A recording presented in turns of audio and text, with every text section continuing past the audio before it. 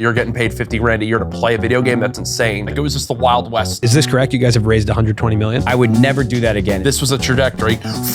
How does that show itself as a problem? I don't want any more creators to join 100 Thieves. Are you being for real? You know, I called Jack outside the hospital. We needed to cut off the arm to save the body for 100 Thieves. Was that ill-advised? That's the beautiful thing about gaming. There's always going to be another opportunity. What happened with Juvee? Oh, dear God.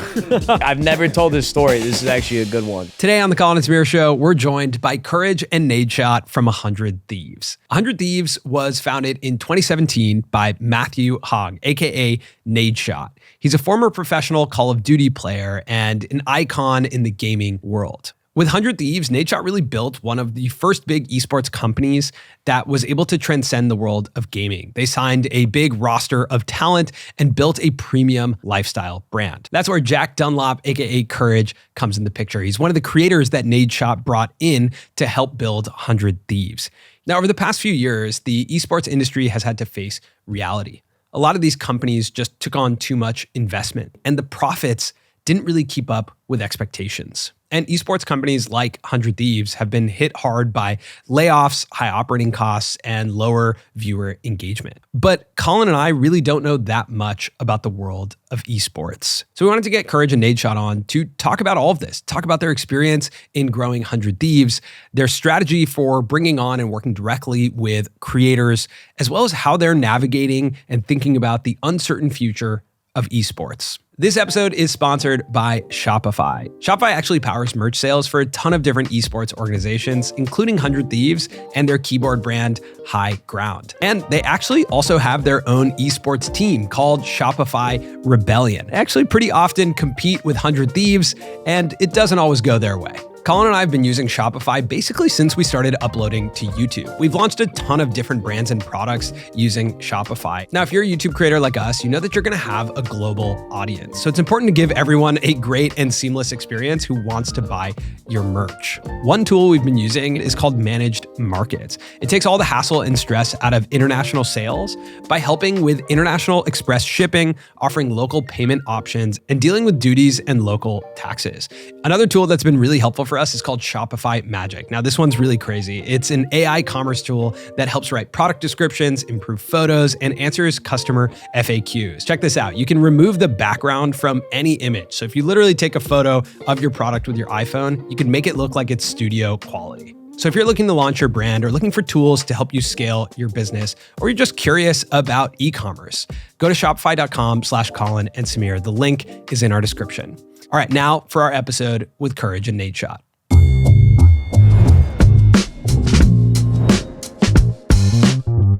All right, Courage and Nadeshot, welcome to the show.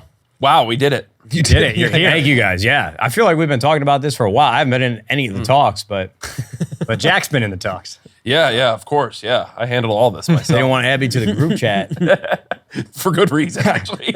You probably are in the group chat. We were sending random TikToks that nobody wants to watch. Yeah. It's like you got a TikTok in a group chat, you love it so much, and you just know not one person clicked into it. You just get the laugh back, like the reaction. Go fuck yourself. Yeah. That's going to get... Sorry, can we swear on this thing? Do you think it's a show you could swear on? I don't know. You guys are like YouTube OGs, and I'm at a point of I just kind of stopped thinking about stuff. Can I? Just so you know, that is a question that's asked by every single guest. We could do a supercut of guests swearing and then being like, oh, wait.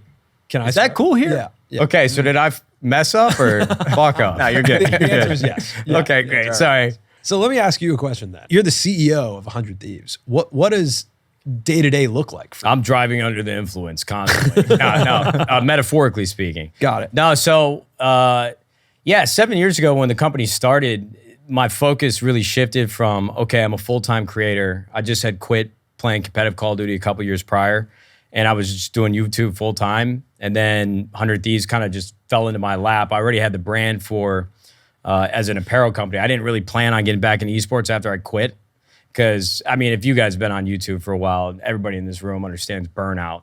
Yeah. Like, I just go through years of, like, hyper fixation on something, and then it's like the flame goes out. I'm like, dude, I got to do something different. Yeah. And so I was kind of feeling that way with YouTube, and then met one of my buddies who turned out to be, like, a very successful venture capitalist. He's like, hey, we've been pitching esports companies, Dan Gilbert. And Is that Blake Robbins? Yeah, Blake Robbins. Yeah. That Blake Robbins was a fan, by the way. Yeah. This guy, I've told this story before, but in his Twitter bio, it said that he worked at Google, SpaceX, and like Nest. And he just kept sending me all these DMs. And I'm like, what the fuck are you talking about, bro? I thought he wasn't verified back then, so I thought he was kind of like a scam artist or something. But I followed him back because he was just saying some real shit. What was he saying? Go on, Blake. He was just making observations about the internet. And I'm like, okay. So I don't remember exactly what drew me to actually follow him up, but he basically helped me start 100 Thieves. And then my brain just turned off to making videos because I just don't multitask well.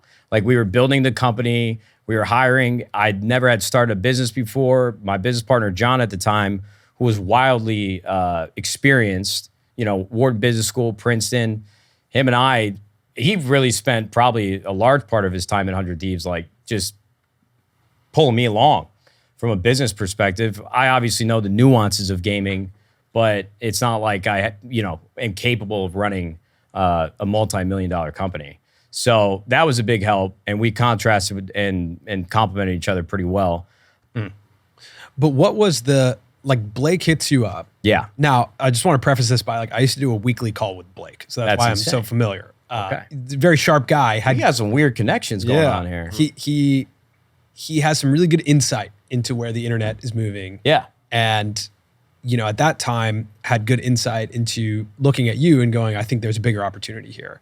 What was the bigger opportunity? And then how did that materialize with getting investment into it? Yeah. So at that time, I would say esports was like one of the most talked about industries and ventures that family offices and all other folks that invest in companies, different venture funds, they all saw it as like the next opportunity to get into like the NFL or the NBA or the MLB before, now where you're bidding up to like $6 billion for an expansion spot for the NBA with like LeBron and everybody working on it in Vegas. So I think at that time, everybody was just saw somebody jump in, and then all of a sudden, and that's what I think happens in tech. Like, you just have like a year where everybody's doing and talking and trying to invest in this one thing. And so it just became this massive wave of investment. And that kind of worked out well for me because, like I said, I had never intended on getting back into esports after I quit Call of Duty. Like, it was a stressful time in my life. It was really hard to get to where I was at that time in my life.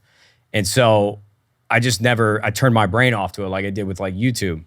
And so when Blake approached me, this was when my former team, Optic Gaming, just had raised like a seed series. Like, they took on their first capital investment. And my timeline could be off, but after that domino fell, from what I remember, every other team was now bringing on like 10, 20, $30 million raises. And 100 Thieves was like this fresh blank canvas that already had the push and power of my community. I had channels with 3 million subscribers, and my videos were performing really, really well. And so we had like just all the materials we needed to jumpstart this business and pass everybody else up, even though they've been doing this for 5, 6, 7, 8, 9, 10 years. And I don't mean to sound self-serving when I say that, but with my background in competitive Call of Duty as well, like, it's a very storied team just from the day that's, the inception. So that was really like the thinking behind Blake and Dan Gilbert and Jay Cohen, all of our guys that worked with us on our seed round, some of who are still on the board. But that was just what the market was like back in 2017, 2016. You just had tournaments, prize money, and outside investors like just seeing a new opportunity to get ahead of the momentum shift. I mean, it makes sense, like, from the outside looking in when you think about esports. It's like the digital frontier. This is the new version of entertainment. Every kid now has like an Xbox or a PlayStation and PC in their house. So I think it was just the right timing for esports in that moment. But honestly, I think could have been some of the worst things that have happened to esports just because there was too much money brought on and there were uneven expectations of what investors thought that they were getting and what the return of investment would look like versus what they've, kind of reaped and sowed today. Yeah, I'm curious how that started to unravel and play out. For me, a little bit more unfamiliar with like the world of esports, and I watched the 30 for 30 on Faze, and there's a moment in that where they say in like 2017, a kid who won a Fortnite like world championship or something like that took home a $3 million prize. Yeah. Same year, Tiger Woods wins the Masters, takes home a $2 million prize. Yeah. It's like an exorbitant amount of money. It's a big difference. Kind of shocking to me and surprising. So obviously there's a ton of money flowing into this space. Tiger Woods is broke? That's crazy. What? It's Like, insane, right? how does that like, Yeah. how does that start to unravel and show itself as a problem? Well, I think, on the other side where Matt was, at the timeline where Matt was doing all that, I was still, a lot of what I was doing was esports commentating. So I casted the finals of the Fortnite World Cup. So that was June or July 2019. Okay. And that was Booga who won. So basically, the year prior, when Fortnite was just becoming a global phenomenon, I remember being in the gym when I actually lived in Frisco, Texas for 1 year when I was part of Optic for 9 months. Frisco, Texas. There you go. There was an announcement that Fortnite was putting $100 million into their esports prize pool. And like no one knew what that even meant because I remember reading the blog post and it just saying, we're putting $100 million into esports. And from people I've all spoken to at Epic, when they put that out, there was nothing said. Bro, They were just so on the up. I legitimately forgot that they Dude. just made an announcement. Hey, we're going to spend $100 million on esports. And then all of a sudden, everybody's like, what the? We're all losing our minds. There was like, they did all these weekly online tournaments. One guy, the first weekend of it, I think it was the first weekend of it, got first place. People thought he was like cheating, won $250,000. Got his money, never showed it up in an online tournament again. Like it was just the Wild West in regards to prize pool at that point. They didn't And really need to do that. I don't even remember why they did they just were making, there was no one was budgeting. They had to Fortnite was spend making more so money. much money and it was just like, Yeah. let's just do it. And a lot of people say it changed the game forever, but that could be a whole other podcast. But back to like a It might have ruined the game. But the idea being like, that let's way. make millionaires out of like random people. Well, Epic also has changed. Epic's approach, I would say, from speaking with people there, Mark Rain, co-founder of Epic, and I've had some great conversations with him. Their view is really they'd rather 5,000 people be able to buy their first car off of winnings versus like 2 people be able to buy a yacht. Now, don't get me wrong, the Fortnite World Cup was insane, but like now they've tweaked and really learned and changed their ways where like now they do victory cups where imagine you're a 17-year-old kid, you win a game of Fortnite in this tournament, you just got $100. And their goal with that is now you go maybe upgrade your mouse pad or upgrade your keyboard or something like that. Okay. So Fortnite's really changed from that way, but from esports as a whole, when money was getting insane, show rates were getting insane. I mean, it was everywhere. It was like the scale of these events kept getting bigger, and it also all came to the point where it was like, all right, we did this big event. Where did we end up? I mean, that was the most successful event ever. And it's like, we lost $3 million. You're like, Right. okay, well, we got a bunch of new viewers. It's like, cool, but at some point, people are going to start asking for it, and then that's kind of where. A couple of questions for me. How much did you guys raise on your first, on the seed round? Like 100 Thieves? 10 million? 10 million. Yeah. And when I look at it, like I'm assuming that when you were raising that money, there was some conversation around like, what is the business going to do? Yeah. Absolutely. And when I look at like esports, obviously probably why people thought things were different was there was a competition aspect of it. And you look at like owning an NBA team or owning an NFL team, that feels like it has like immense scale. But when I zoom out and think about what 100 Thieves was at that time, what it is today, it's a media company, right? Which is monetized through creating content, attracting attention, selling sponsorship, and then selling some direct-to-consumer product. That could be merchandise, that could be some CPG brand, something like that. The competition portion of all of this, I never really understood if that actually played a role in the broader business. Like if 100 Thieves wins a competition, does that play a role in the revenue, or is it more building like a culture media brand? I think at that time, and still today to a certain extent, is both those things are true. It's like when we first started out, esports was sort of like, I don't want to say a marketing component of a media business, but Right. if you looked at it from a certain direction or a certain perspective, it could probably be seen that way. And like marketing in general, that's been the vehicle for all the investment that has been made into games by publishers and throwing these events like Epic has, like, Riot is doing now. Esports has always been just a marketing tool to get people and get ravenous fans on the game spending money. But at that time, we kind of felt like we had like a triple threat. We've got esports that can bring in the excitement of the traditional investors that are trying to get into a traditional sports franchise or league. And I think there's validity behind that, and still is today. That's actually kind of how I view 100 Thieves' future, and withstanding the elements that we're going through right now, which is the economy and the lack of interest that we've seen from investors as of lately. But it's certainly at one point we thought it would be a media company. I kind of would make comparisons like Barstool, Right.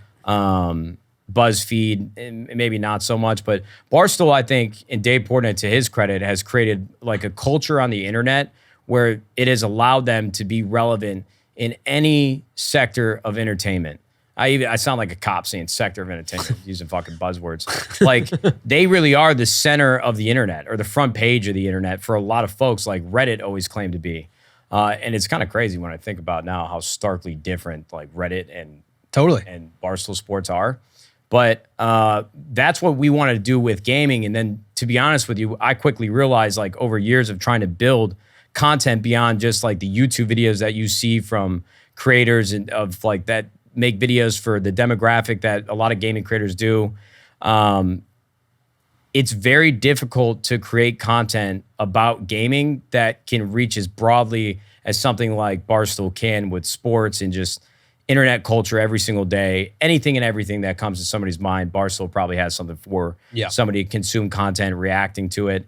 And I just don't think 100 Thieves, with what our focus was, ever had any chance of reaching that level of success and engagement, because I'm telling you, like, IGN is probably the best comparison I can make that creates media about video games. And maybe that might not be the most relevant comparison now, but when I would think about IGN, it was a lot of blogging, traditional media like journalism. Mm-hmm.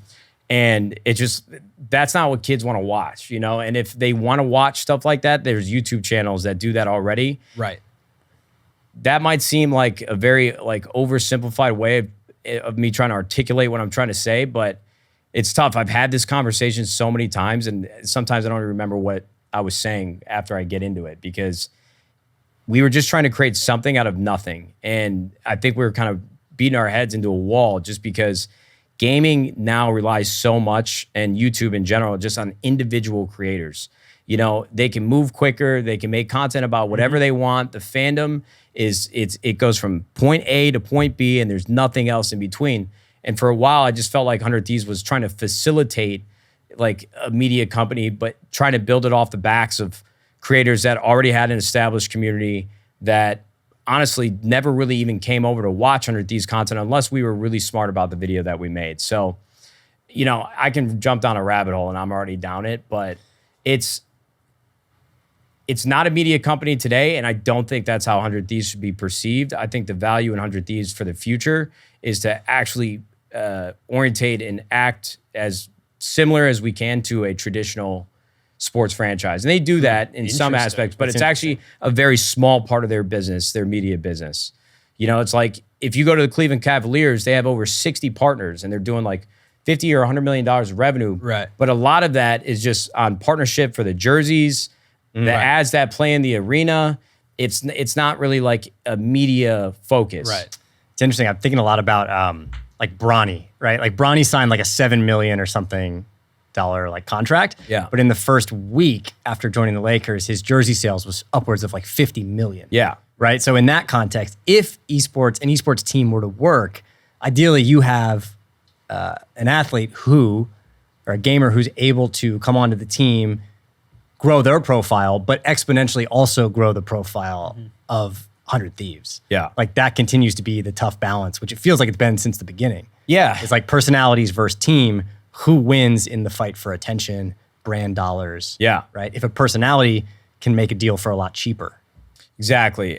And that's kind of been where we've struggled. It's so much easier for an individual creator. I actually, this might sound like I'm a piece of shit, but I actually think the benefit for how we started 100 Thieves and started paying creators, because up until that point, teams weren't really paying creators to be a part of their organization. It was when I was on Optic, it was like, oh, you joined Optic, your life just changed forever. You're accruing so much value to your individual name and likeness from just being a part of Optic and in that gravitational pull. That was like the old school, like Wild Wild West way of doing business with somebody who didn't necessarily compete in games but want to be a part of a team. And then when 100 Thieves started, we decided like, oh, we got to catch up. So we need to put people around Nadeshot that were like his co-partners, like for Optic Gaming and all of his friends and all of his boys. So he started bringing on people like Jack and Valkyrie and Noah J456. But at that time, everybody was spending so much money. It's like, oh, we got to pay them. We got to get them money. But in all actuality, it's really hard to like cut into their community and bring them over here. It's like you can't just transplant. Yeah. It doesn't happen as seamlessly as you would think. Like a lot of value does not end up accruing back to 100 Thieves. It kind of just stays with the creator. And people could definitely push me on that perspective. And you could probably argue that maybe we weren't doing it the right way. We were just making these one-off YouTube videos, cooking videos, all this shit. But it didn't really actually create like a sense of community, and like there were connective tissues and fabric that would bring us together. But it's not like Bronny James signing to the Lakers. It's a weird duality. I would push back a little bit just in the sense that I think outward looking in from someone, again, who's like not involved in esports, I do credit you guys a lot to building the 100 Thieves brand, from the merch to the compound to some of the content. Like there's no doubt that it was an outlier. Like you did succeed 100% in like establishing at some level that 100 Thieves means something and matters. Like I don't want to talk too much like it doesn't, because like... No, I appreciate that. No, to be honest with you, and this is kind of why I've stepped away from day to day at 100 Thieves in these last 6 months. Like I just feel like I've flown too close to the sun, and I don't know what's warped in my head and what's right and what's wrong about the perspective that I have on 100 Thieves, the perspective that I have about like how everything we do interacts with the company, because we acquired High Ground, which was a peripheral company. We started an energy drink. We were building a game. We just tried to do too many things at once, and it put us in a position where we just bottlenecked the entire business and burnt everybody out. And I have felt burnt out for so long. And so like when people would ask me 5 years ago, hey, what do you think about this creator? What do you think about this player that we should sign? What do you think about this apparel drop? What do you think about this theme, these colors? I would have an answer about every single thing. But now I've like second guessed my instincts because of how much has changed from 2017 to now. And I just don't know what's right and wrong anymore. So I appreciate that perspective, the fact that you actually think and we saw from the outside looking in that we made a huge impact on gaming and just internet culture around esports. But my opinion and like my perspective on 100 Thieves and the decisions we've made in the past is I truly don't know what was good and what was bad, because I'm too far down the fucking Pandora's box. What was your perspective, Jack, from the outside looking in pre-joining? Yeah. Like as a fan of the industry, as a commentator in the industry, like your perspective as 100 Thieves came on the scene. I mean, the first moment I saw 100 Thieves was when I was casting at ESL in Burbank for the first year of the Call of Duty World League, and Matt tweeted out about 100 Thieves, and I was like follower number 416, like 10 minutes after it went out, or actually 1 minute after it went out with that early. And I remember buying like the first shirt. I actually have a photo of me just as a fan of what Matt was doing, of me on a trip with other commentators to Puerto Vallarta, Mexico. And I have my pina colada in my hand, and I'm just like asleep after a long day in the sun, and it was great. It's one of my favorite photos. But that's my first memory of 100 Thieves, is me wearing that shirt and that picture, funny enough. Then there were, times where I then went on to cast for Major League Gaming. Fortnite then blew up, and Matt had originally reached out about, hey, would there be an opportunity for Jack to come along with 100 Thieves? And it was more like, well, I just kind of started to figure out if I'm going to go full time into this. And I think then I was like, well, what do you think you want to do? He was like, oh, I'm starting to kind of figure that out too. So it didn't wind up working out the first time that Matt had reached out to me. But then when I had the opportunity to come back to Los Angeles, I just started to stay at the 100 Thieves house with Matt, and Ray was living there at the time. And it all felt so natural, like being there, being part of it. I was on the upward swing. Matt and I love hanging out together. And I think that it just worked out perfectly where it was, I wanted to live in Los Angeles. There was an opportunity to be in Los Angeles, be around Matt, be around Ray, be around Noah, and then launch a podcast together, which, while we don't do them weekly by any means, I find it to be a very successful show that's been almost 100 episodes now, or over 100 episodes across the last, 5 years, which, in our area of gaming is a pretty rare feat as well. So, I think the big part that's different between Matt and I is that, like, look, people come up to me and they'll ask me questions. I was very grateful to be given ownership in 100 Thieves by Matt through the efforts that I had made, but I don't make any of those executive decisions. I'll get reached out to on my thoughts on something and give where I think would be best or give my opinion. But from my end, what I still love about it is, what I agree with Matt on is esports for us is what rallies, I think, the core of our community and the diehard people that are with 100 Thieves day in and day out. And I also love the fact that I think 100 Thieves is a place to this day where if you were to poll majority of, gaming creators out there, especially women in gaming, their goal would be to be part of 100 Thieves. It's especially women in gaming. It's like that would be their dream organization. So for me, what excites me right now is just continuing to push and achieve and do whatever we can to help lead this industry in the right way. And I think that Matt doesn't give himself enough credit at times for a lot of these decisions that anyone would have made in certain ways in the timeline of 100 Thieves, that I was right there with him being like, fuck yeah, this is going to be awesome. And this whole space kind of reminds me of skate culture. Like I grew up skateboarding, and I remember like going to the local skate shop and watching the new tape that came out, right? Like the new girl or chocolate tape. I just remember like watching those and like really aspiring to be on those teams or like get sponsored or be a part of that culture. And I think as I look at the history of esports on the internet, it reminds me a lot of skate culture, which is like, look, in skate culture, no one was going to tell the story of these skateboarders, right? Of like someone in the crew had a camera and someone in the crew was starting to film what it was actually like to be part of a skate team. And then the aspiration was to join that team. And oftentimes it was just cool to be like, I'm on blind or I'm on girl or I'm on whatever. Oh yeah. But as we've watched skateboarding try and grow bigger into more like corporate settings, whether it's SLS with Rob Dyrdek, like Street League skateboarding, or even with the X Games, like the independent skateboarder can make a lot of money. But I don't know if the skateboard organization can scale to the point of like $1 billion company. Yeah. I don't know. And maybe I'm wrong. Maybe I'm missing a skateboard organization. But No, I don't think you're wrong. I think esports is different because the games themselves make an exorbitant amount of money, right? Like, what do you think? I don't know the answer to this question. How much does Epic Games make, or like a Roblox or something like that? Well, I know that the biggest thing that's gone on in gaming in the last year, which has been a lot of flack, is the amount of layoffs in what many people in the gaming scene be like, this game is doing layoffs. Like, they're the most successful of all of us. Well, there's reasons for that, though. No, absolutely. But I'm just saying, with the amount of stuff that Epic does, I'd actually be really interested to see if Epic is a profitable business. Got it. Yeah. Like they have Unreal. I think Fortnite for them could potentially even be a loss leader to promote Unreal Engine and promote their, that service, which is like their AWS. Yeah, exactly. Or just where back-end. people go to develop games and everything along those lines. Like there's a reason Fortnite now does yearly chapters, is to show off what's the biggest and brightest in Unreal. So, Matt,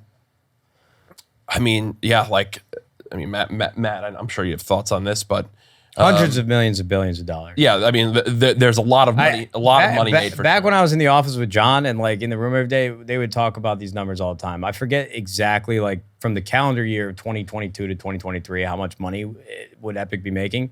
Jack's right. Like they started spending money just as quick as they were making it because they were just trying to continue to scale. Yeah. Like I'm certainly not qualified to talk about like the macroeconomic climate and the recession that it never ended up getting labeled a recession, but there was such a significant downturn in spending across the board in every industry.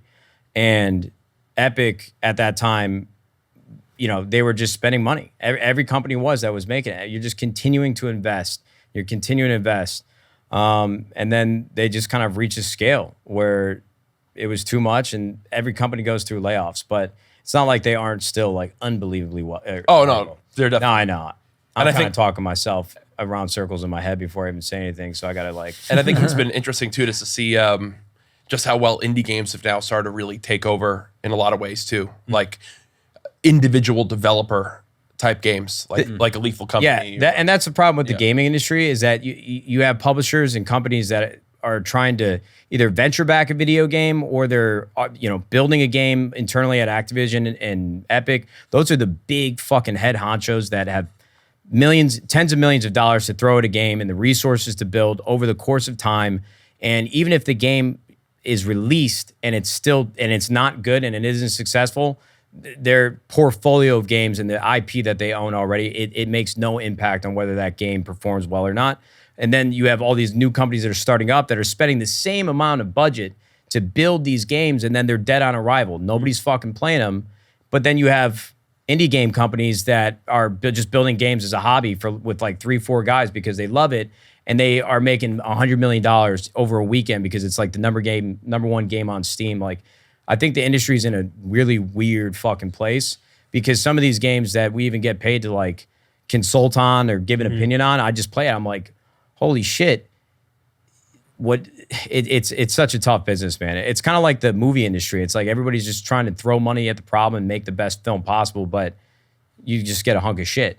But the trend is like, it's kind of the same across the board that everyone's able to do more with less. Like individual creators able to do more than a lot of media companies who have a lot of money. Indie game developers able to do a lot more than maybe big game developers.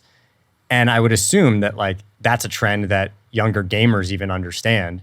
And they're probably weighing, do I just stay independent? Do I just stay myself and make money? Or do I join a team like 100 Thieves? Like, I wonder, I'm just asking, like, what is the advantage or the pitch for a young gamer who's like, I could probably do this on my own to join 100 Thieves now? Yeah, so real quick, before we talk about anything more about 100 Thieves, I just want to reiterate and go back to what I was saying. If you're watching at home and you have a perspective on esports, or you guys even listen to me now, the last 6 months of 2023, this past year, was probably the hardest 6 months that I've ever had. We went through 3 rounds of layoffs in a year and a half. I didn't want to be the CEO of the company anymore, and I was working on transitioning to be more of a creator like Jack or Valkyrie does for us, because I just needed to sit back and step away so that I could be on the outside looking in again and be a fan of 100 Thieves, rather than all the pressure I felt from the very heavily weighted decisions that I'd had to make for 7 years, with raising as much money as we did, investor expectation, the business transitioning and pivoting like 3-4 different times. And I was just overcooked, burnt out. And so I'm not working at 100 Thieves from a day-to-day perspective right now. I'm probably in the office like once a month, and I'm on the calls with our executive team to help still continue to guide the ship, but I'm not as tapped in as I used to be or once was. But this would be my pitch for creators and what the value for them to join 100 Thieves actually is. And it's funny, I think the focus of this conversation, or even the question in itself, and what Jack said about it's a young kid's dream to join 100 Thieves, I'm still trying to quantify in my head and materialize like why it makes sense for creators to join organizations in the first place. And I don't feel like that way in a crude, aggressive way. I mean it where we have to really sit back and think. And I think actually Banks is really smart for some of the things that he's doing right now at FaZe, even though I would probably handle it substantially different. I love you, Ricky. But they basically gutted their entire company, cut all the creators that were legacy members of FaZe, and he picked 5-6 guys that he actually spent time with on an everyday basis and truly fucked with them. And I sound like a fucking frat boy saying fucked with them, but they're clearly having a lot of success right now. They're not having sex. I'm Just clip that. A lot of sex happening. They're fucking, gentlemen. They're fucking. That's a good clip. But the point that I'm trying to make is that It's like 100 Thieves, we brought on a lot of different creators from a lot of different backgrounds that played certain games that had vastly different communities. And it was kind of like Marvel at Disney, where you had, very brand safe, brand focused, good-hearted creators. But we created connective tissues. Like, we're all friends. We enjoy being on shoots with each other.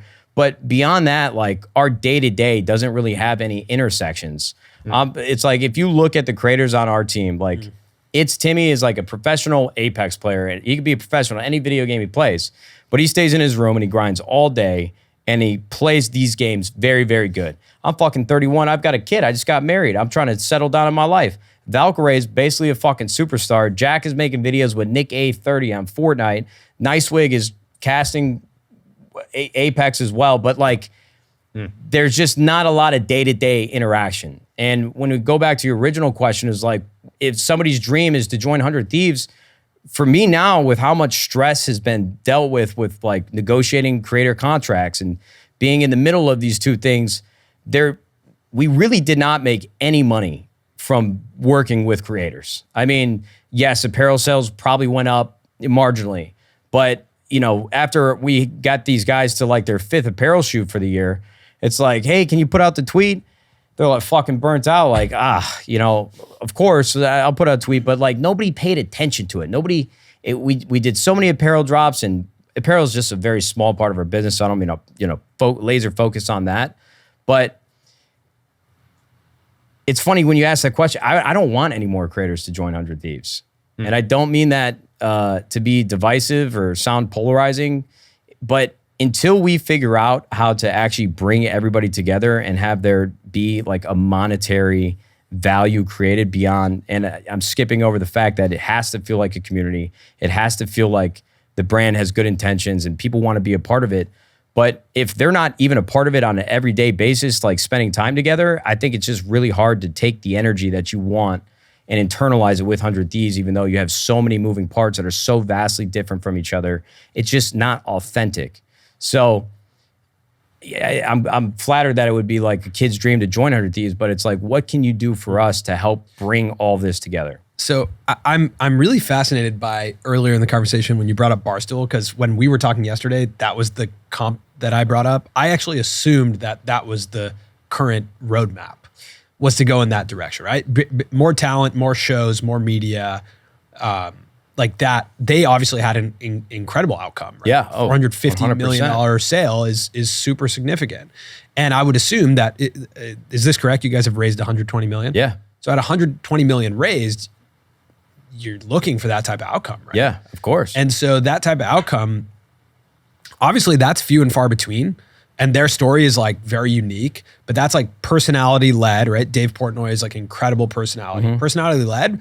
And then they're just creating different mixes of shows. Yeah. And like you're saying, in terms of connected tissue, a lot of the talent's showing up on each other's shows, and anything that you're into, whether it's actually sports or just TikTok culture, like they got a show for it, right? Yeah. They essentially turned into like a podcast network. Yeah. Is what they turned into. And to me, from the outside looking in, I assumed that was the trajectory of 100 Thieves. See, and that's always been like the double-edged sword of trying to create a company and emulate something like Barstool in the gaming space, because the traditional route for somebody that's in the gaming community is like, okay, I just need to get like 500 viewers and then I can quit my job and I can stream full time from my home and I don't need to live in the traditional world.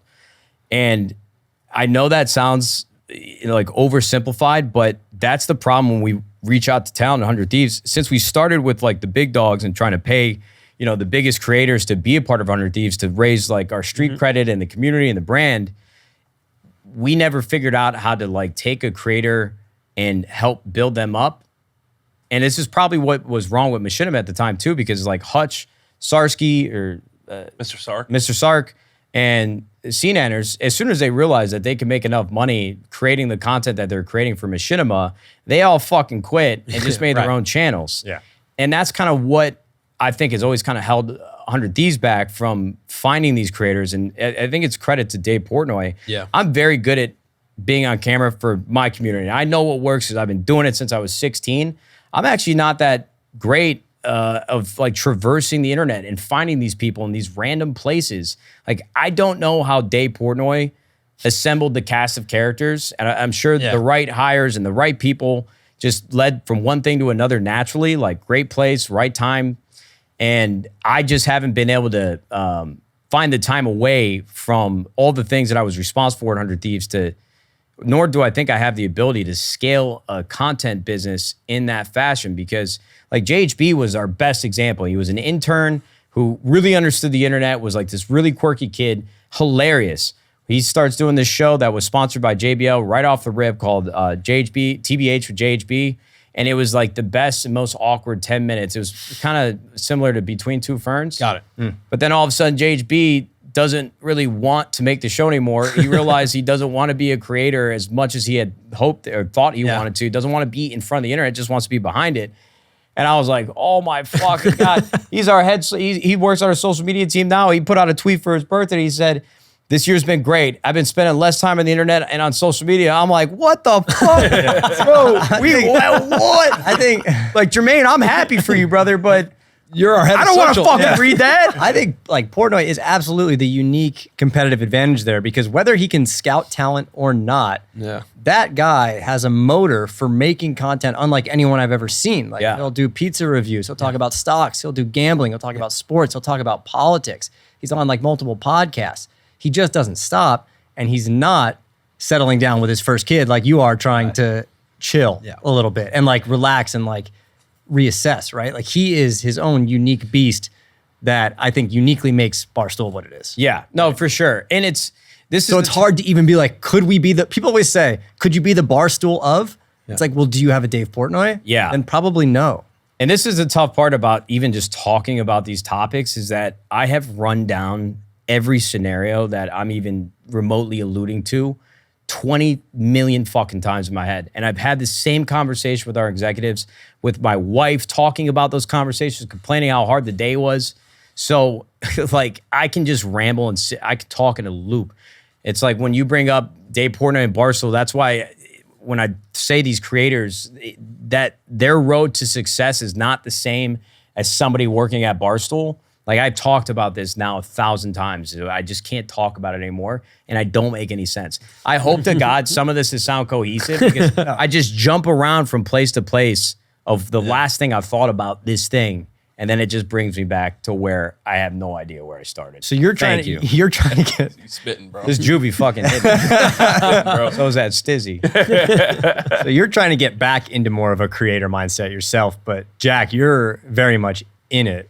Where are you at in terms of like the longevity of your career, burnout, how you're looking at sustaining, both being a part of 100 Thieves, but also your own creator now? Yeah, I mean, I think I got really, really lucky with the gold rush of Fortnite and being alongside for that ride, the gold rush of 100 Thieves and being alongside, with Matt and being there for this, really the huge upward swing of 100 Thieves.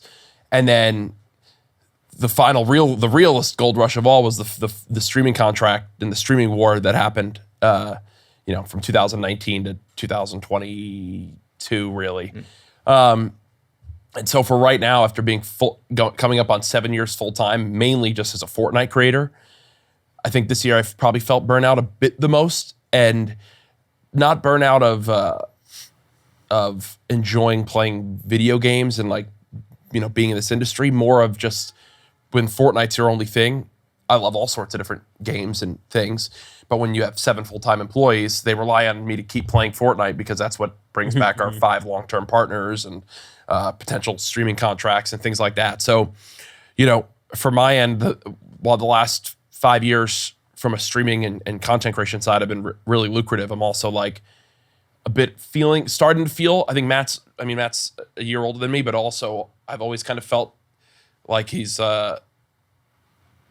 wiser than me in seeing where he wants to go in the future. So from where I'm at, I'm like, oh yeah, I guess I am 30 now and wanting to also enjoy my time a bit more, go on 5-mile walks a day and not think twice about the 5-mile walks. He's doing 5 miles a day. Damn, that's a lot. fun. And just so instead of stressing about my last YouTube video being a 1 of 10, it's like, I think I'm just at a point now where it's like we've done daily uploads. We've split into the 4 different channels. We've condensed back to 3. We have the shorts channel now. It's back on the 1. We've done unlisted live streams, kept the live streams public, done this, the React channel. That I'm just like, some months are going to be good. Some months are going to be bad. Yeah. I'm trying to let myself be less psycho around. So you have a YouTube streaming contract? Yeah, it's ending in November. But I was the first creator to sign 3 with one platform. So I did YouTube 2019, YouTube 2021, and then one more year, 2023. Incredible. And is Yeah, it's a real in terms blessing. of talent with 100 Thieves. Yeah. Is that revenue shared back with 100 Thieves? Is any of the revenue? What revenue is shared? Is there It's any? not like an revenue shared? MCN, not from any other channels. Money that we make from the creators are from partnerships that we package Got it. and pitch to the talent. They Got get it. their talent fee that's negotiated with their management, and the Got it. rest is upside to 100 Thieves. Yeah. Whatever upside is left. Like Courage and Nadeshot show, like partners we have. Got Okay, it. got it. Which has pretty premium partners, actually. Yeah. Show. Yeah. I think Courage and Nadeshot show from a partnership perspective and things like that has probably been one of the most successful things. Yeah. Yeah. Who are some of your guys' sponsors and who have? Heineken, Lexus, Adidas, AT&T. Current sponsors, yeah. Yeah, those are. I mean, that's crazy. Foreign Those are sponsors, blue that's chip. crazy. Those are those blue are chip. not sponsors that creators get across the board. To be clear, and this again goes back to why I'm telling people that my perspective is fucking important. 100 Thieves, we might be profitable by the end of this year. I'm being dead serious. Wow. It would be a massive achievement for the business. You're not but we're talking close about, to profitability. random mobile games Yeah. and like VPNs people haven't heard of, like Heineken, Lexus, Adidas, Yeah. and doing collaborative drops with the apparel. Yeah. At times. Can we talk about how 100 Thieves makes money? Like, what is Sure. the revenue mix? Like, if you were to break down a pie chart, I was literally just about to say pie. No Okay, bullshit. let's- I would say like real CEO vibes. 50-60% is partnership revenue. So with all those partners that we just listed out. And then you have merchandise. Then we have And what percentage do you think merchandise? merchandise, I'd say probably is like 15%. Okay. And then we have commerce with high ground keyboards. I'd probably bake that into that. I'd probably bump it up to like 30% then if you bring those two things together, like C&G. Okay. We don't have Juvee anymore. We don't have Project X. What's the fucking third revenue stream? What am I missing here?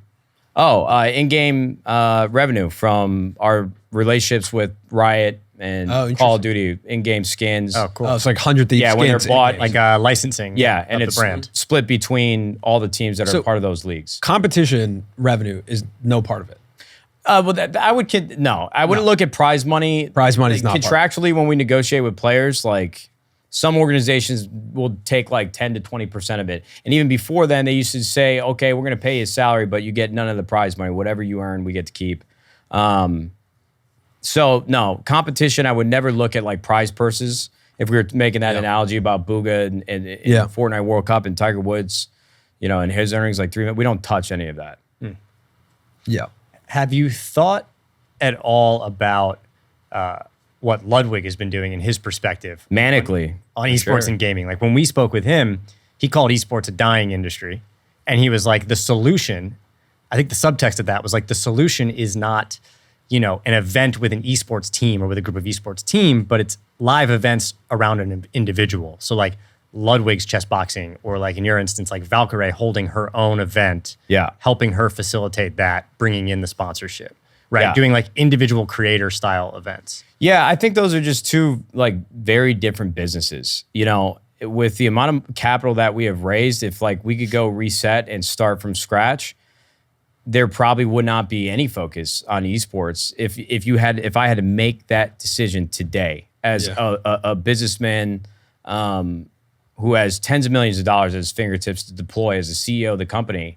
And I don't think that takes away from any of the validity behind the value behind esports teams. Like that could get clipped. You might think I sound like a fucking moron when I say that, but I'm serious. Like with where we're at today, what I think the best course of action for a legacy team like Optic or Team Liquid or Cloud9, and now from the 7 years that we've been in esports, I would consider us like a legacy team compared to some projects and spinoffs that I see, like Ludwig working with Moist or Disguised Toast, which I like some of the things that he's doing, but with where we're at, how much money that we've raised and just our position in the gaming community and esports as a whole, that's why I say it's probably best that we operate as a traditional sports company. We do content because we want to, not because we need to, sell the merchandise, and then really bank on esports continuing to grow over time as the spectator experience gets better for the games that are being played.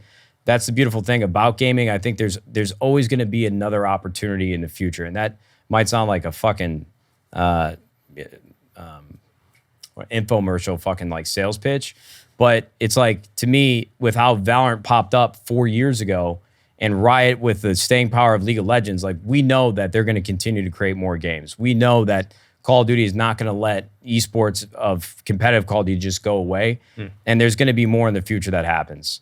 I'm not understanding though how you make money as a sports team. And like when you're saying that Partnership revenue, I would say. Okay, so like that- logo representation on Logo stage, representation. Got the it. content that the players make around that brand.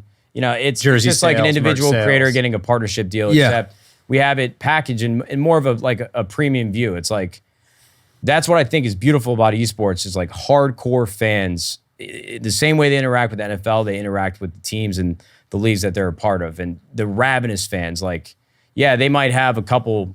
Well, I'll leave it at that. But it's not like you guys have like a home base stadium and like ticket sales are part of your Right. Like, because that's not a part of your revenue. It's just pure play. Like if a logo is on the 100 Thieves jersey, that's partnership. Like when you're talking about that 50-60% of partnership revenue, I'm assuming that's a mix of content sponsorship, Yeah. and then like logo sponsorship. Yeah, and I wouldn't say that the 60% of like that pie chart with partnership revenue, I'm not accrediting all of that value to esports. Like those are, we're still doing deals more broadly with creators. We're still doing individual activated events, but I bucket it all in revenue in general.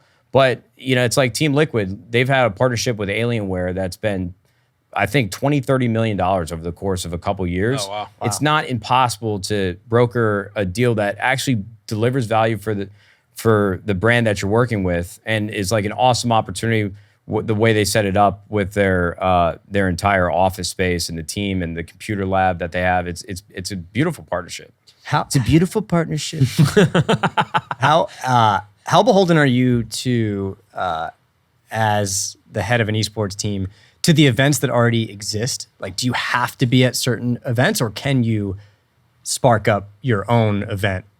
And like Samir's saying, you don't have your own home stadium, but is there a world where maybe you do, and you start holding your own events and bringing other teams? It's kind of what Optic is doing Okay. in Texas. They do a lot of like fan events, watch parties. They'll host tournaments.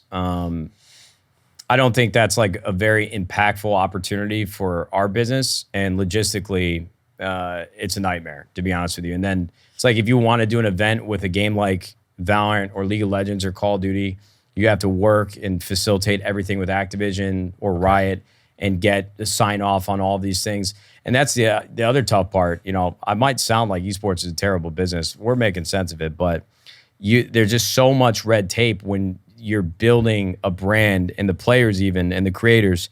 Like, you really don't have any leverage. You're building your creators, your individual success off of somebody else's IP. We're like, we don't own any bit of fucking Riot or the games that we play.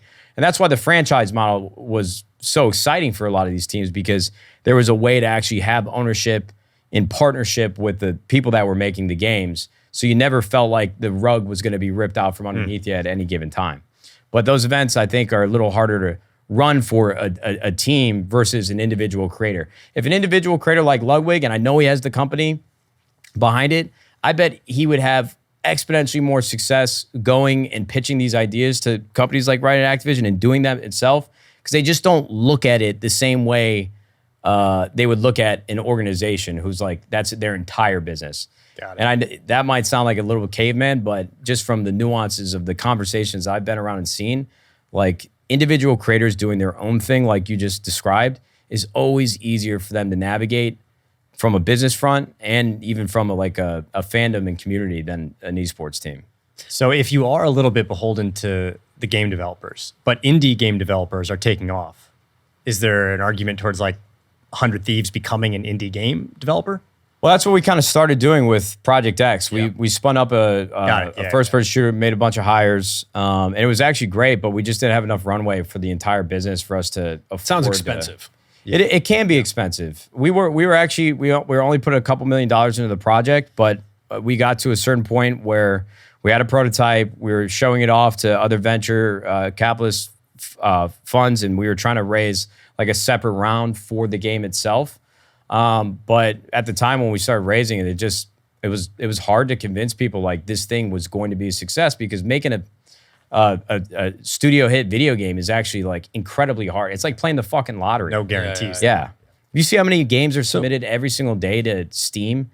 I know indie games versus what we were trying to do is very different, but it's just a tough market right now. Not a I lot guess of if people anything, write though, checks. the other side of that is that the passion behind and the amount of people who are making and submitting games is a good sign for the overall health of gaming and esports. Oh, I think 90% of people, 95% of people out there have an issue only with executives in gaming versus like the people making the games and the decisions that are made from an overhead of just like appealing to shareholders or stock price is where I think that's where the issue comes in. When Matt mentioned so much money is made, people totally see that and are like, well, then why are you still, if they just made their most money ever off of insert this game, why are they still having to lay off 10% people? Because, well, if the game's not growing as much, it's still making good money, how are they going to appeal and make it look like the trajectory is still going up versus just like, hey, we had a year or two where we just sustained or maybe went down a little bit. It's like that just doesn't look right for investors. And then that How similar is the business of 100 Thieves and that revenue mix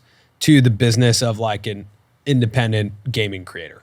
Is it essentially the same where it's like, hey, this is going to be majority partnership revenue. Maybe I have 30% merch and some sales. merchandise or something.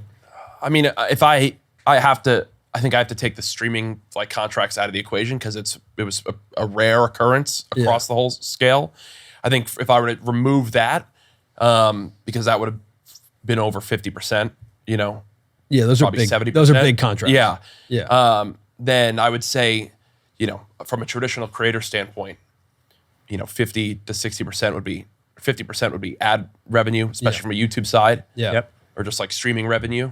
And then probably for me, 45% partnerships and then like 5% merchandise Something or things else. we've made. Yeah. But I'm not a big merch. But that's a classic creator business. there's it's like 95% advertising like, between brand deals and But then there's also like, you know, when David Dobrik was popping and he could make like clickbait merch and that was like, or that was a different era. That was a different era. But like, to me, that's like, when I'm making apparel, it's simply to give my fans something tangible to go and wear and enjoy. Totally. Sure. You know? So I'm not releasing it to, most of those I just like broke even or lost some money on just because I want it to be nice quality and really make it good. More of like a collectible. So exactly. They can identify with you. Yes. What do you need to do right now to stay competitive from a content perspective? Is it like how often are you guys streaming? Because I watched some of your stream yesterday. Oh, dear God. You were out of the room for some of it, and then you came in, you sat down. I was probably having a manic moment. Yeah. Right. I mean, it was It's like interesting. 82 fucking degrees. yeah. That room does get hot. I don't really. I mean, to me, like it's hard to connect, right? Like I don't fully understand. I get it. Like I can cognitively understand it, but it's not. You know, I remember one time my buddy took me like out here to Koreatown to play Counter-Strike when I was like in 5th grade. And I played Counter-Strike for a day and I was like, I can't sit in a room all day. I could never do this again. Do you play golf? No. You play lacrosse. Yeah. What other sport do you play? I'll play tennis. Tennis? Yeah. All right. You know, when you square up on a ball, dead center, the fucking middle of the racket, it doesn't even feel like you hit nothing at all. Yeah. And you just watch this thing. Yeah. And it just curves over the net so perfectly. You get that feeling like 20,000 times a day while playing video games. I understand that it's probably hard to connect with like a gaming creator if you're just sitting there watching a stream, and if they're playing like a competitive game, there's not a ton of chat interaction. They're like dialed in on the game. And the people that are like really, really good at it and also have like a bit of a personality that just crack jokes. Yeah. I look at them like they're fucking radio hosts. Yeah, That's totally. really what it like turns into. Yeah. Was Faze the first to kind of bring personality into this world? No, I don't even know if you could pinpoint. Faze and Optic, and we all just came up with YouTube at the same time. Like I wouldn't. The way we talk is like gaming and YouTube creators are so separate, but they were like one and the same. And all the creators, I don't know where personality necessarily started, but if you're talking from where we come from, it's Optic, Faze, TSM started to do it a little bit, like with League of Legends, and that's when that organization really was king made as like one of the biggest in the US, because they did a team house and they produced a series around it. But I'd say like the early 2010s were Optic and Faze and, you know, TSM, but it was at the same trajectory as like gaming and, you know, whatever, beauty, fucking vloggers on YouTube. We all really, it was at the same timeline. It was just, and I think the core of it all was just relatability. Like everyone that's watching makeup brands blowing up in that time, they were going and using those same products or wanting to learn and celebrating those. Gaming was watching, Matt, who's working at McDonald's, then also go and try to make it as this and yada yada. It's like that was everyone's just relatable, which I think was relatable. That whole point in the internet was the centerpiece of it all, right? But it can, like, I think with Faze too, it can get unrelatable really quickly when you start making a ton of money and you're raising money and is that when you look at Faze and the kind of ups and downs that they went through and have gone through, what do you feel like they did well, and where do you think they went wrong, and do you learn from any of their missteps? Were you ever jealous of them? No, yeah, for sure I was. So I was about to join Faze before 100 Thieves and take on ownership of the company. And I was really close with Banks and Tommy and Temper over there. But I think I just said that. I just said that for street cred. I'm not lying to you. It's just not. It's contextually for the question you asked. It's not really important. They're not very similar. But that's good street cred. It immediately made me think. I just want y'all to know. I started looking at your tattoos and I was like, I never had that. I'm turning into Banks. Just so you know, I could have been in Faze. Yeah. So what I think Faze has always done really well, it wasn't until like the Fortnite era where Faze like felt like they were as relevant as they once were a few years back with Call of Duty. They signed the right guys at the right time, and they kind of hit a gold mine with Cloaksy and Tfue, and who else was on Faze at the time before like Mongrel and all these guys joined, or whoever the fuck. Who were the other two guys that played with Cloaksy and Tfue? Nate Hill and Funk Bomb. Nate Hill was really big. Yeah. There's a couple other guys, but they kind of had a reawakening from Fortnite because Call of Duty was kind of in a lull. Optic was always not. Optic became bigger from like a competitive aspect and on YouTube, but Faze was still, they had more people following them than Optic ever did. But if you were in the community, you liked Optic more than Faze in most cases. And then when Fortnite came out after, Call of Duty kind of reached its ceiling with how big it would be, they just got into it at the right time and they exploded again. And so Faze came into this newfound relevancy that they haven't had. And now they've been able to do it a couple times over, especially with how big IRL streaming feels right now. But the biggest problem that they had was just raising capital and giving the business to folks that don't know fucking anything about the gaming space and the nuances of it. There's so many people that are like that, but some are better than others. And I'm not saying all the people and fine folks at Faze were bad at what they did or had the wrong intentions. But they've had multiple different groups of leadership. And the Faze guys, I think, in a lot of ways, kind of turned into what I feel like, where they were living in this house in New York, and it was literally them just trying to get out of their parents' basement house and make something of themselves. And then they were getting tens of millions of views every single month on years of YouTube. And that adds up. Like, you make some good money from it. Then they moved out to fucking Orange County, lived in Newport, same neighborhood Kobe lived. And it's not that I think they got complacent. I think more than anything, they were probably burnt out. And then Faze was now on autopilot being ran by, suits and executives that were really trying to create value for Faze so that they could have an exit and make a lot of money from it. But those decisions never lined up with the decisions that Faze would ever make if they were put in the same shoes. But it's a catch-22 because they didn't want to fucking do any of that shit. But the Faze guys the executives needed the creators to like buy into it some way, somehow. So they kind of turned it into just like a transactional business where they took on the new creators that were popular in Fortnite, kind of put the entire business on their shoulders. The OGs that were there from the start didn't really have anything to do with it anymore. And so you just had this buildup of fucking exhaustion and anger on both sides and resentment because they just would never make the same decisions, but they don't want to do the dirty work. Let me ask you a question. Is esports and our esports teams venture backable at the scale that you guys have been backed? Because are those two things at odds, right? Like when you take on venture money, the expectations are very different, right? And it is hard in not just in esports and in a ton of other places to remain authentic to a core community, right? Esports is like, an underserved, authentic community, or at least where it started. When you guys started, when Faze started, like, again, the reason it reminds me of skate culture is it's kind of like that. It's like if you're inside, you can only do it from the inside out. You can't have someone from the outside come in and run a skate company, right? Yeah. It's got to be from the inside out.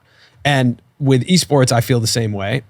And with that in mind, like with the scale at which, the excitement at which people were throwing money into the space, was that ill-advised? If I ran a fund that had $100 million at its disposal, I don't think anybody made the wrong decision at the time because of the excitement, and I would never do that again if I were writing checks myself in this current age of where the esports business actually is.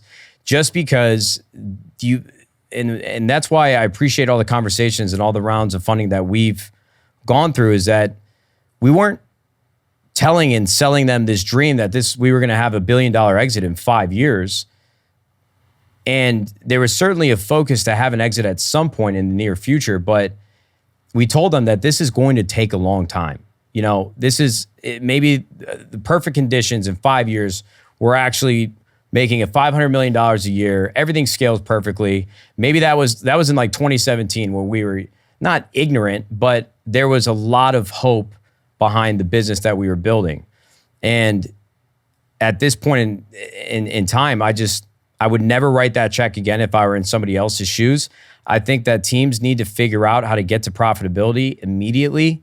And only money that should be raised now are from the teams that actually have a viable business plan, which should all be pretty similar, but they're using their funding efficiently, no negligence, no overspending. They have to be spending money on the things that actually will withstand the test of time. And that's why I think the players and the contracts and the teams are the most important to me right now, because I still think it's a blue chip item. I still think that the teams that are cemented in this legacy over the next few years will be the winners long term, and there won't be a lot of newcomers.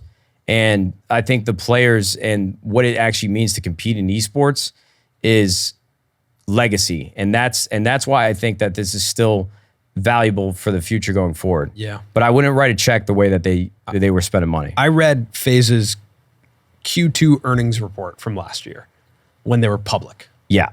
And I was looking at it, and it was like 11 million, I think 11.7 million in revenue, maybe 11.9 million in revenue for the quarter, and 1.9 million in gross profit. And I was like, that's a fine business, but it's not a public company, or it's not like $1 billion company. No, right? It's not. It's just like a pretty good lifestyle media business. And I think that's like, I totally agree with you that this is a bet on the long-term future. And I'm curious in that perspective of like what needs to happen for the future of the esports landscape to be as big as maybe everyone thought it was going to be. I don't know if it'll ever be as big as everybody thought it's going to be. I think that's why profitability and being able to sustain a business that can run without any other factors affecting it. If you can get from January to December and you're not spending more money than you're earning, these teams can sit and wait to see what happens, and it buys them time for what they hope it can be. Teams don't need to be a $1 billion valued company. Right. You know, it's okay if we don't reach the ceiling that we thought didn't even exist at the time. But I just love competition, and I love the community that has been actually built around these games and built around these teams. And if you're in it, just like these kids were in skate, if you were in it, you felt it and you loved it. You know, it's like gaming can be toxic, absolutely, but there's something that's so fucking, and it sounds corny and dramatic, but pure about esports. I get what you're saying. I'm just thinking of like fucking people that don't fuck with gaming just making fun of me for saying that.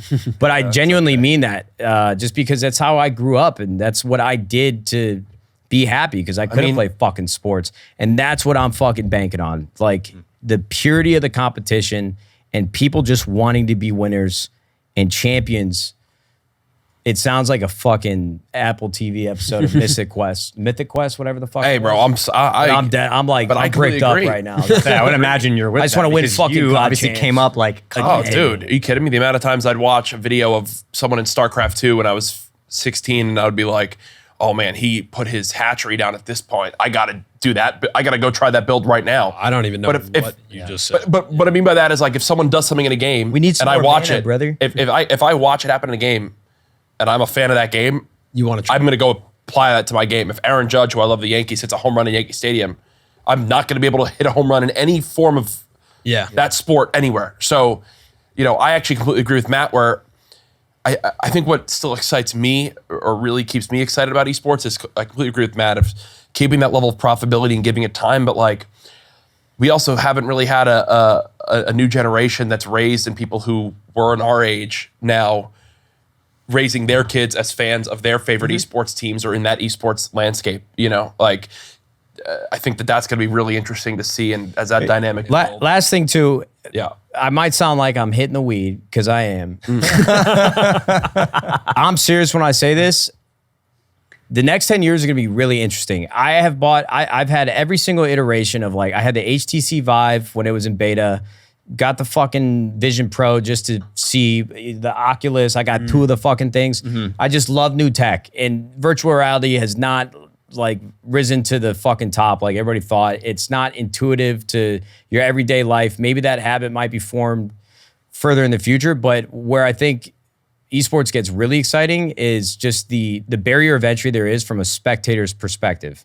The games are very complicated, so unless you play them, it's not easy to watch. That's why games like Rocket League are like super digestible. It's cars with a fucking ball and you got to get in this big net and everybody understands it. But what they're already demoing with like F1 where you can have the map in front of you and see the cars move around and you've got screens on every part of your screen. I'm not saying I even want that for my kids to experience life in that way, but I actually think esports becomes a little bit more easy to digest and more fun to watch, which tides raise all ships. If it's more enjoyable to watch, I think it's going to get bigger from there. And I think just it being a digital game is going to have a lot of advantages. Not advantages to anything else, because I mean, I would imagine that traditional sports do the same thing, that but might even impact the like in stadium experience. Yeah. Like when I was watching again the Faze 30 for 30, they're in Arthur Ashe Stadium where they play the US Open and it's sold out. yeah. Right, for a gaming competition. Does that still happen? And in the future, I would imagine with a headset, with augmented reality, that gets way more interesting to potentially be a part of that experience. Yeah. A digital ticket. Yeah, to go. and if esports can continue to fill stadiums, bring people out of their homes to a collective space, I think that's a really good sign for the future. Well, I think one of the major pieces, obviously this was a big thing a couple years ago, but like just plain and simple, athletes and hip hop artists like video games. And that's super important to culture. I mean, gaming's the biggest. That was always part of our entertainment in the pitch when world, we were raising too. It's like all of our athletes and celebrities and artists today, they grew up playing video games. Yeah. So now it's a part of their everyday life. Yeah. I think that's true. Funny enough, like that's one of those things that are kind of intangible and you can't really, if I were like a data and analytics guy, like how can I attribute the popularity of video games and pop culture and how does it help esports? But for us, it's actually been kind of like it hasn't really made that much of an impact. I just think some people might add validity to what I think, esports yeah. is. It's like, people. I think a lot of these brands, man, like media brands and culture brands, like it's hard to quantify some of this stuff. Which Yeah. again, for me is why I think like raising the first 10 million, I think like if I'm in your shoes or if I'm looking at, obviously I'm like a Monday, what do they call it? Like a Monday morning quarterback. But if I'm like looking at this situation, I'm like, all right, I can raise 10 million and try and build like a lifestyle business out of this. But at 120 million, you do need to quantify what that means. Oh yeah. Right? You have to have answers that are tangible numbers of how that scales out over the next couple of years. Because 120 million assumes you're $1 billion company. Yeah. Right? In terms of a return for everyone. But I do think it's really hard to quantify, but the cultural impact of gaming and these brands is significant when you see, like Drake's an investor with you guys. Right? Yeah. Drake's an investor with you guys. You see, the Sports Illustrated cover with Faze. I'll never forget that. Seeing that, I was just like, damn, this is unique and interesting. We have Bronny James sitting here in a Faze chain, or Snoop Dogg at the Super Bowl. Yeah, at the Super Bowl halftime show wore a Yeah. FaZe Clan. So like there's something. You can't put that into a deck and be like that created X amount of dollars or X amount of value. Then that's why we got to be profitable and hang around, because that's the blue chip right there. Yeah. It's like these brands are going to be solidified and cemented Yeah. as the brands of gaming. Yeah. totally. If gaming continues to be this much a part of everyday culture, Can you be one of the stamped, trusted, Yeah. established brands? Yeah. How do you hold on though? Do you have to raise more money, or I guess you said you guys will be profitable this I mean, that's why we had to make all the tough decisions around layoffs, you know. Got it. That added to the Yeah, opportunity to and become you know, profitability. you guys asked me about the energy drink before we Yeah. started, and I didn't make a big public announcement about Juvee not being a part of 100 Thieves anymore, because that's when I was kind of in my rut in the last 6 months of last year. I was about to have a baby. I'm like having a midlife crisis. I'm like, Sure. I know these are first world problems, but to me, they're so fucking, you know, I called Jack in the parking lot outside the hospital because I was trying to figure out what to tell the board and what decisions should I make for me potentially just quitting from everything and going offline for a fucking year. I mean, everything was on the table. And so, I don't know how I got here. What the fuck are you talking about? Like the staying power and like How you stay around, like, because I understand now, like the business. I started telling that sob story then. well, I mean, let's I think maybe go. around it was around being profitable and Yeah. getting Oh, yeah. profitability. But why don't we go into the hospital and tell the story of the birth? My wife pushed it. No, we had a C-section. I want to get to the end of this. I had a Nadeshot fucking special. point, dude. I Okay. went off the fucking rails. My question was, how do you hold on long enough to be one of the stamped? Exactly. Yeah. Great question. You make Just tough decisions. make tough decisions. Don't have big expectations of what, like, we're not investing to fucking build a scale anymore or go to a higher scale. We're just literally riding the fucking wave. We make enough money where you don't go fucking bankrupt. You stick around. You keep doing the fucking games on stage. We're competing. You hang around. Yeah. I wish we never went back. My baby's beautiful. Gracie's a beautiful little girl. We picked her up from the hospital. Hey, you clutched I'm up. tapping out for the rest of this podcast. It's on Jack. I'm out of here. Yeah, I think also too, from my end as well, is just like esports also holds that young audience that is so craved by so many people, like Yeah. brands and things that, you know, exactly too with what Matt says, is like hang around and I think go on the trajectory that esports was supposed to go on before a lot of billionaires and outside money saw it as a potential golden Get goose. rich quick You know, everyone's seen the Mark Cuban, how'd you spend your first $1 billion? I bought the Mavs for $280 million and now it's worth $4 billion, like those That famous son clips. of a bitch, dude. But it's like God damn it. when you have billionaires who lead certain companies going to their other billionaire friends and saying, hey, wait, we can try to pump this up. So look at these gaming kids. Yeah. This is the future. Boom. Yeah. Where it goes from where guys were playing for, like Matt were playing for, you know, my dad's a plumber, to make a plumber's salary to then 5 years later, they're like, oh, so the buyout for this player is $2 million. It's like, but hold on, if that individual player goes live at home, he gets 38 viewers on Twitch. Like, where does that, you know, begin to add value? I think now we're coming back down to earth of. Life is a circle. True. No, everything's secular. So I was going to ask, like, at the end of the day, everyone's business on the internet Yeah. is essentially acquiring attention Yeah. and then monetizing that attention. And that's actually everyone's business in sports, in media. Like, that's just most people's business, is you acquire attention and you monetize it. I do think that there's now the nuance of, since the past 14 years of social media, the nuance of what type of attention is worth what and what's a more valuable version of attention. I do think gaming has a very unique style of attention because you're willing to be inside of a game for 8 hours a day, 12 hours a day. yeah. Degenerate hours. Yeah, you're willing to hang out on yeah. your stream, either one of your guys' streams, for a couple hours. Hell That's on earth. very different than watching a quick video, right? Like a TikTok For You page 30-minute scroll is a different type of attention than 30 minutes on one of your streams is a different type of attention. 30 minutes, you'd never play a video game for 30 minutes, but then like an hour of playing a video game. So I think we're at a point now where the the different styles of attention carry different values. But when it comes to like the potential monetization of esports attention, I do think it has like major scale in the future. I wanted to bring it back to this conversation around Juvee because I remember when you launched Juvee. I remember that commercial. I remember it. I was like, oh, that makes sense. Again, acquisition of attention, monetization of attention. We're going to sell kids or adults energy drinks. What happened with Juvee? They were drinking them. Oh, they were drinking them. I mean, look, dude, it's like, to be honest with you, when you explain Juvee with what we've seen now, it sounds like the worst fucking idea ever because there was just a trillion energy drinks on the market. And at the time, there was still a lot, but there's definitely been a lot that have popped up in the last couple of years. But the beautiful thing was we always had an energy drink sponsor. I mean, these two things go hand in hand. Of course. And so we're like, okay, well, why don't we just make our own so that we can, grow the wealth for the value of our company. That sounded stupid, but it makes sense. But with Juvee,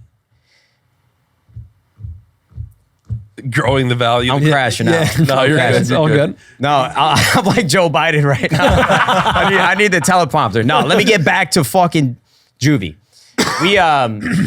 We actually thought that all of these energy drinks on the market were overflavored and oversaturated. And we actually always thought that they had too much caffeine. Like an 8-ounce Red Bull has 65 or 75 milligrams of caffeine. And that was great. But when I would have the small Juvees, as somebody who's been drinking an energy drink a day since I was 18, whether that's a good thing or not, 85 was never enough, 75 was never enough. But then Celsius and all these other fucking big can monsters are like 180, 220. Bang was like 300.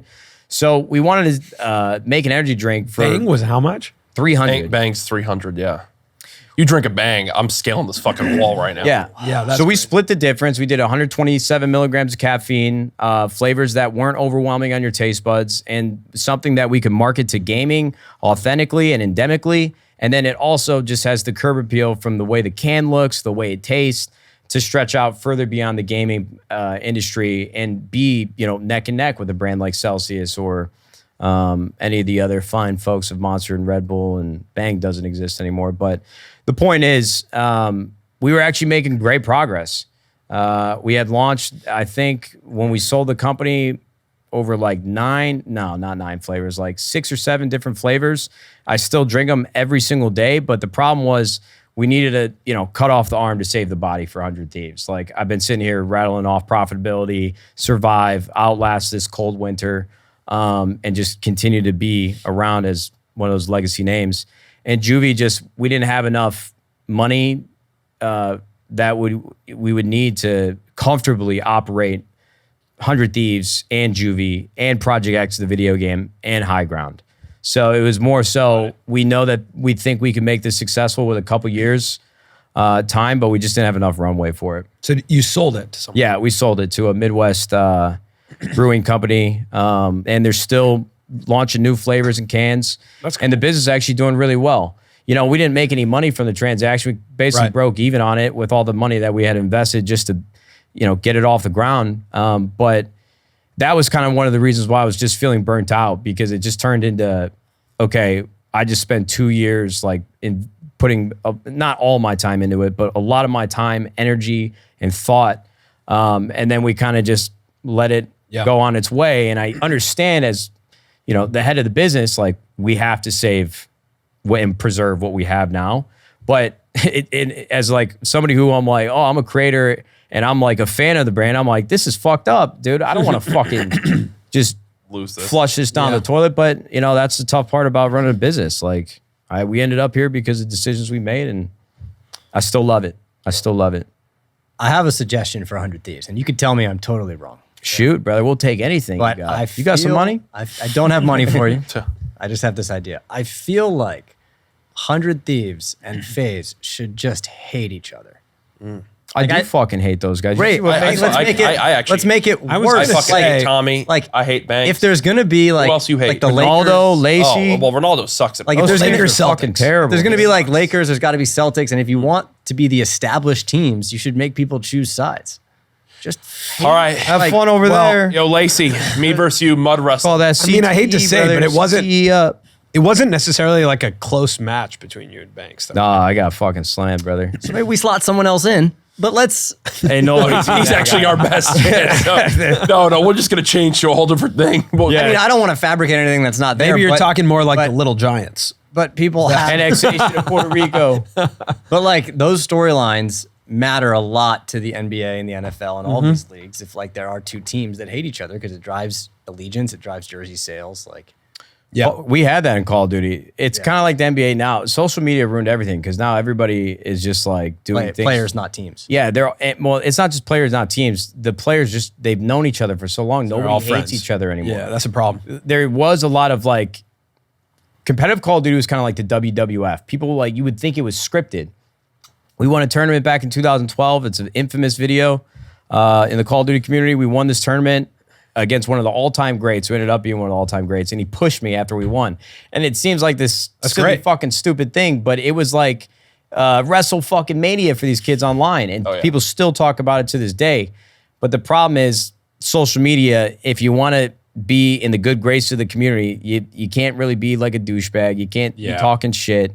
Like the villains that play the villains, because there have been like, this guy is the villain of the Call of Duty community, unless they are really fucking good or can continue to make themselves relevant off the drama that they keep spewing, their career is fucked. Like nobody wants to play with them. They don't drama make enough becomes money top from it. billing. It's a good point though, because if sports works because of that, because like there's a really clear cut win and loss. It's the easiest story to tell, right? It's clean storytelling for everyone to understand. Someone's going to win, someone's going to lose.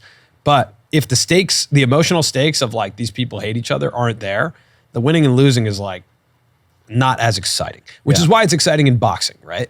And it's almost comical that when you talk about like someone getting pushed like that, every boxing face-off now is basically they're working for the social media clip of pushing the other guy. And then it's like on House of Highlights, like things got heated at this UFC face-off. Oh, yeah. But it works because you look at it and you're like, ooh, I kind of want to watch that. Those guys clearly hate each other. I mean, I think Call of Duty does it better than almost any esport of that side of things. The social media side, the drama side. I mean, we just had two girlfriends get shown on the Call of Duty production. Like a head-to-head camera. Showed a Oh my head-to-head God. camera of the girlfriends. They had who beef hated each other online. so Oh, much. wow. And Like, that was the that's center of exciting. it. Actually fucking hate each Exciting. other. Yes. The only catch Oh, on trust me, that I'm not is saying I'm it's harder to less- monetize. It's harder to bring in the right partners. and Yeah. everything. When things When are you stoop to sort of. Yeah. If it gets too low and Yeah. too like so chirpy, yeah, I think the other piece is I mean, I hate you guys. right. Sure. I fucking hate this. Yeah, we You hate guys you spin up guys. an esports team, Yeah. and then we can hate each other. But one of the issues I think also that I face as an outsider, like coming in, is how fractured the landscape feels. Like when you mentioned, like there's not like it's not like basketball where there's one game that everyone is playing. Like in this context, teams can like 100 Thieves can have multiple teams that are playing multiple games. Oh yeah. Or like a variety of games. Well, I mean, there's a lot of people who watch our Call of Duty team who can't even watch our League of Legends team because Right. they don't understand League of Legends. Yeah. And then I also think that social media as a whole, obviously now with For You pages being very, oriented towards that, things along those lines, you are less, there's less opportunity for that because you're not, like, if you could be a diehard gaming fan, but like not tune in at all to the Dota, Right. finals that happens because, I can't remember the name of it right now, but, I've never watched it because I just don't understand it. It's like trying to watch a TV show in a different language without subtitles. Like, to me, I'm just not going to get it. So I totally agree with you that that's something that can hurt it as well. So what does that look like with like, I briefly saw this announcement about the Esports Olympics in Saudi Arabia. Can you explain that to us? And we're like, going to Riyadh. are we coming? I'll come. Everyone's welcome. More the merrier. Whose plane we taking? Or fuck. One of the princes. Yeah, I mean, it's one of those things right now that, I mean, there's a lot of critics around it too for good reason. And it's like all the critiques that happen when F1 goes there or insert this sport there golf. or, Yeah. all the drama that happened with the Fortnite World Cup. Jesus Christ, I play too many video games. The actual World Cup in Qatar. Like, Yeah. it's the same thing, but now it's just happening To esports. to esports and gaming. And at the end of the day, kids dream of participating and you give them $1 million tournament, they're going to go out there and compete. Now, the thing with the Olympics going on is, I think back in the day, when esports felt a bit more like an underdog story. People were like looking for any reason for it to be legitimate, to be looked at as like a legitimate thing. And obviously the Olympics is the peak of sport. So wouldn't you want an Olympics for esports? I think that now most people are just like jaded from what's all happened with VC and billionaires coming in, that it's like, can we just rock with and figure out our own selves first? Like, can we just figure out ourselves before we begin to do all this? Like, we're the biggest entertainment space in the world as gaming as a whole. Esports is a very small part of that in the grand scheme of things. And like, let's just figure out what we need to do with us first before we start handing out gold medals. And So you're moving out of LA, Yeah. which means you're moving away from the Cash App compound. I am. It's not the Cash App. Sorry. anymore. The 100 Thieves. We had like a $100 million deal set up with what's the crypto? Not FTX. Binance. Yeah. Yeah, we talked to them for like 8 months. For it to become at the Binance right at the compound? last second, they wanted to change it from like $100 million over the course of like 6 years, like partnership deal, to an investment primarily with not really a lot of capital for our balance sheets for like the actual company and money to add to the bank. So that got kind of pulled out from underneath us, and right as like COVID was hitting. So it's just this weird thing where we had all this hope and basically had this contract signed and sealed and delivered. That was a tough time for the company. So yeah, as of, I think like at the start of this episode, you released a video that says Nadeshot's moving on. I think that's the title of the video. Yeah. Virgin Nadeshot Oh my show. God, we were Yeah. talking about me moving. How'd I get But yeah, within it, know, I you think I did. No, you're like you're like a Mad Lib, bro. That was- Wait, I feel like AI today, not the good one. The thing that's interesting is it No, wasn't he the said answer to Cash my App question, compound. but it was a really interesting answer. It was. Cash App Bro, compound. my head is floating. No, we're getting out Like, of Texas. yeah. Leaving the compound. Not with Cash App anymore. You're getting out of LA, you're going to Texas. You're getting out of LA. You're going to Texas. Yeah. The compound's staying here. Yes. It's no longer the Cash App compound. We need a sponsor who need a wants sponsor. to sign up. Colin and Samir about. It could be the Colin and guys Samir take- You compound. got $2 million. He said how to invest it. We'll come check it out. And have a compound. you found the answer. There it is. Wait, but Binance was going to pay $100 million for that? I think it might have even been bigger than that. That is wild. I mean, FTX and TSM had just announced like a $150 million deal. I thought it was like 21. 300 million. I I actually thought it was think like 220 a year for 10 years. when, across 10 years. when you wait, 220 million for what? It was this across massive 10 deal. years, and they changed their whole team name to TSM, FTX. It was the whole naming rights and everything. So we were right in there. Crypto had a big impact on esports and gaming. I mean, on all. I think actually in the whole creator economy it did, which attributed to that huge like big rise. Save the children. Fuck Faze. Oh, hey, there you go. I just kidding. But it like You're doing a good job right now. No, Ricky, I didn't mean that one. but it like exploded everyone's rates, right? And now like things are coming back down to earth. But you're moving away from the compound. So Yeah. like is your effort to continuously get further away from the day-to-day, but still be like you're still going to be on stream, you're still going to be creating. Listen, man, I'm all in on 100 Thieves. I've got it tattooed on me. I just am not the right person to lead the company from a day-to-day operations perspective. Is there a CEO right now? I'm the CEO as it stands. My co-founder and my former partner John left the company. Yep. Back in January, and so I had to spend a lot of time talking to the board. Spent a lot of time talking to our executives that have been with us for years. So nothing really changed at the top besides John's departure, except for Jacob Toft Anderson, who's been leading our esports program for the last like 6 years.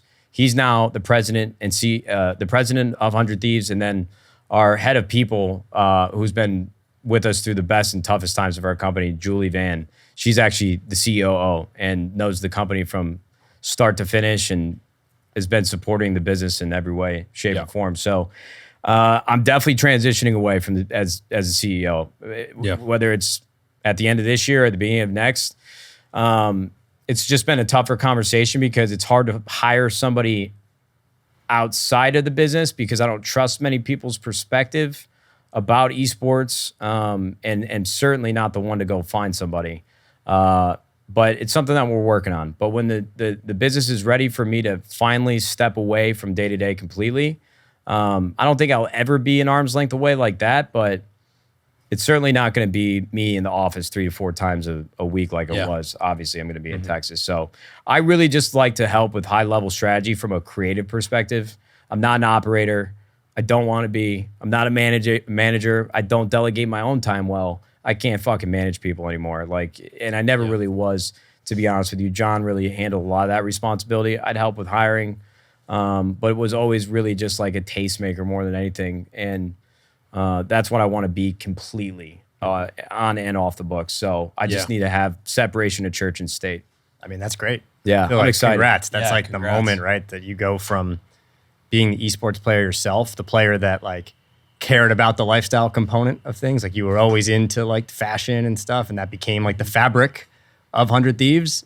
And you got wrapped up in the management side and the growth. And I think it's great. Like now's your time. Yeah, man. To go back, right? Yeah, and that's kind of like what this thought that has been just circling around my head. It's just like, it's like you're taking a little kid's toy and you got the fucking square that you're trying to put in the circle and the triangle that's trying to go into the square. Like it just doesn't fit. My brain is not, I'm not good at multitasking. I'm not good at anything that an operator and like the CEO of a business should be.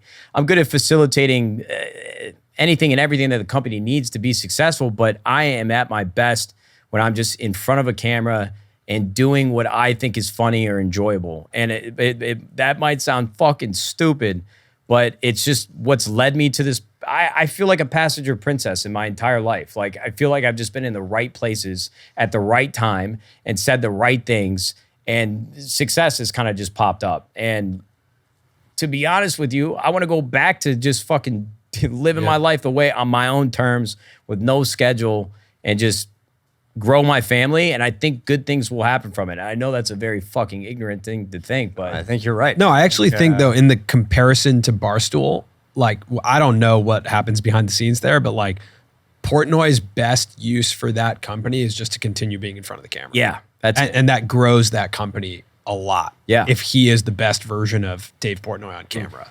Before the company started, I was getting like 300,000-400,000 views of video on YouTube, and I was uploading every day. Right. And then I just went from that to not uploading at all.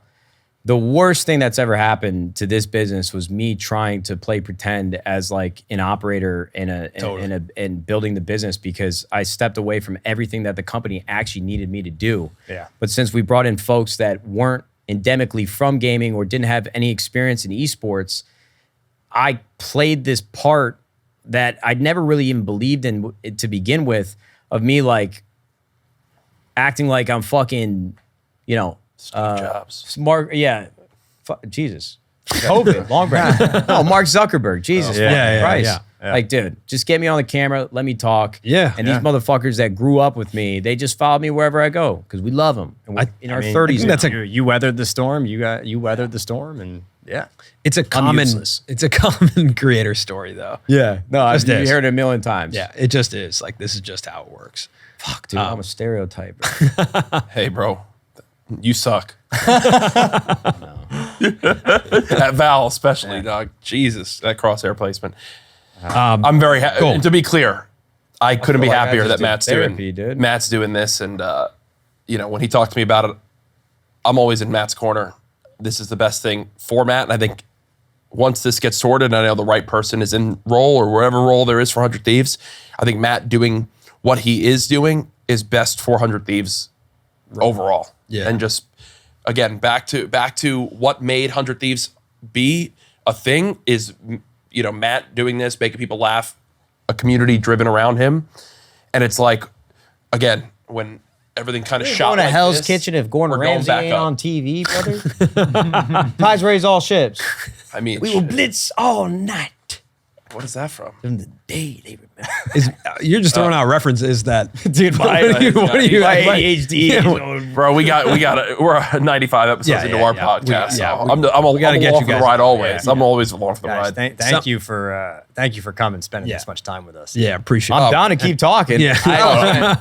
I wish we could have done this podcast like 8 months ago when my brain was like totally locked in, but in that time of rambling. Hopefully something made sense. I really, These are very thoughtful questions. I all- can tell why you guys are successful. all honest answers too, which I think everyone will really appreciate. Yeah, no, I mean, I'm massive fans of you guys.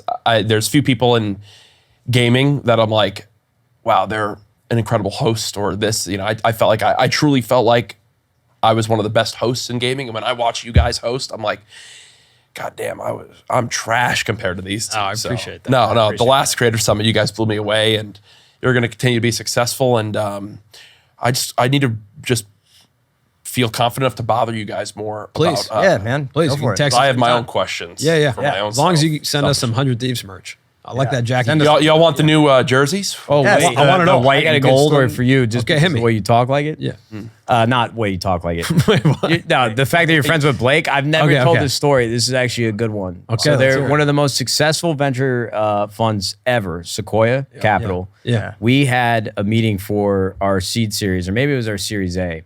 And I didn't know anything about Sequoia. I obviously got the spark notes from John. Yeah. And we actually had a pretty good pitch. And I still think some of that makes sense for the business today. But this was at the time where everybody, like you said, wanted to talk esports. We get in there and 5 people walk in, and one of the lead, one of the LPs or whatever the fuck, don't even know the terminology. I've been doing it for so long. His name was Albert. And he's probably pretty like famous in the investment world. But no bullshit, 5 minutes, like 10 minutes into his presentation, he just put his head down on the desk and like didn't say anything as we rambled on for like 10 more minutes. And then essentially we just left right after. Like, I don't even think he made eye contact with us after the fact. Helped yourself out. Dude, So I good. have like I've never been more embarrassed in my entire life, dude. I thought I was going to start crying on the plane on the way. That's so good. All right, guys. Thank you guys. Thank you guys so much for coming on. Thanks for having us. This was awesome.